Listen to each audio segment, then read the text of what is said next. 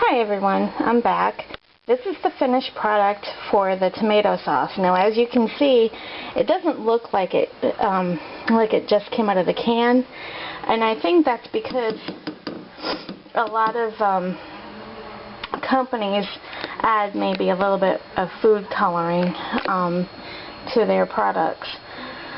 But this is what mine looks like. What I did is after the flavors concentrated in the pot, I put it through my blender and just ran it all through with the skin on, and we just have this nice mixture.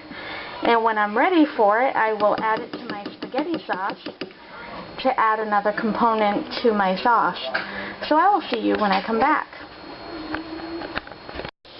Hi guys, so in this pot what I have simmering is one medium onion diced with a half a teaspoon of minced garlic, and then for the frozen pepper, I used frozen peppers, the ones that me and Isabella did a couple of weeks ago. I diced a few of those up, just approximately about a handful of them.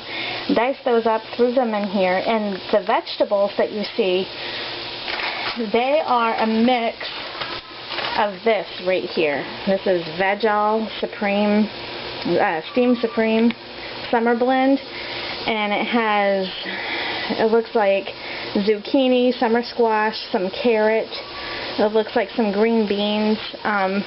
This is about all the vegetables that I normally put in my typical spaghetti sauce. We don't have any fresh right now. We need to go to the store and get some, but I thought this would be kind of different to do. It might be easier for some of you guys just to throw this in here as opposed to chop up all kinds of vegetables to throw in here. And my tomatoes in the oven are still roasting. However, the cherry tomatoes are still done. So they're not still done, but they're done. So what I did is I took them out of the pan and I put them in here. You can see they're charred a little bit, and they release some juice and concentrated and stuff. So I'm basically going to saute these up where the frozen vegetables are soft, and then I'm going to run those through my food processor. And this is going to be, aside from the tomatoes, the start of my spaghetti sauce. I don't add meat to it unless I'm making a sauce specifically for, I don't know, meatballs or, hamburger meat, or you can add sausage or whatever. But this is primarily the base of all my spaghetti sauces. I add a ton of vegetables, and it's really yummy. So when I come back, hopefully the tomatoes will be done roasting because they were rather large. And from there, after these soften, like I said, I'm going to run those through my food processor, and when the tomatoes are done, I'm going to add the tomatoes and mash them with a wire whisk through the pan and everything. This part, I'm not worried about the seeds or the skin. I wasn't even worried about the skin with the tomato sauce. And then when I have it all mixed together and incorporated, I'm going to add the tomato sauce that we made earlier. And I'll be back, and I don't know when I'll be back, so I'll see you then. Hi guys, I'm back. So here's my roasted tomatoes. They took probably about an hour. If you cut them, they won't take as long. And you see all the liquid at the bottom of the pan? That's all the juice that the tomatoes gave off. And what I'm going to do now, this is going to be quite difficult. My husband is outside with the kids right now, so it's just me and you guys right now. Okay, so I'm just going to put these in the pan, and the pan's plenty hot.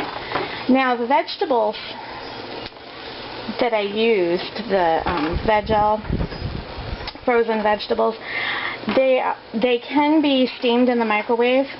However, I used them frozen, and I softened them. And the vegetables are right here in my food processor, and you kind of want them to look like this, a little bit of chunky, a little, finely whatevered. And so I'm going to put these tomatoes in here along with their juice, because they're very juicy tomatoes. And I'm going to mash them up, probably with a whisk. And then I'm going to add the vegetables and the tomato sauce.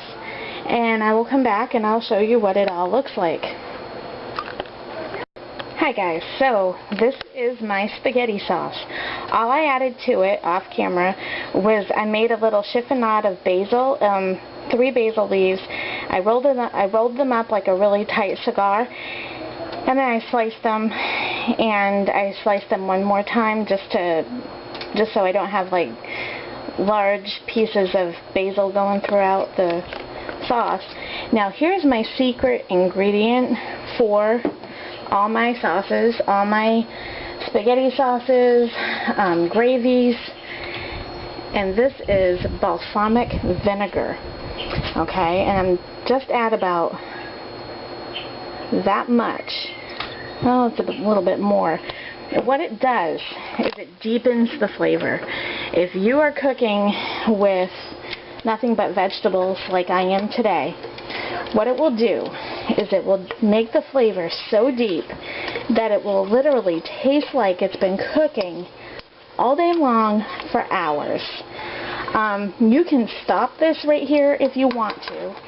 If you want the flavors a little bit more concentrated, you can let it go on low up to 8 hours. Be prepared because it will reduce to about half. If you do that, if you want to keep it as is, you could definitely do that. You could use this as a dip. You could use this not just with pasta, but like I said earlier, with anything really. You can make some garlic bread and you can use this as a dip for it. It can be used as a dip. It can be used as a sauce. If you want to make yours a little bit thinner, all you do is add a little bit more water and just let it cook down a little bit so the flavors can all marry up again, so it doesn't have that watered down flavor. Or if you want to keep it as is, like I said, you know, it's your vessel to make, guys. So I hope you enjoy this, and I hope you enjoy this as much as my family does. They love this sauce. So do a couple of neighbors, and I can tell my aunt's mouth is probably watering by now if she's watching this. So if I have any left over, Mary Ellen, I will send it your way, I promise. So until next time, guys, I hope you all live, laugh, and love. See ya.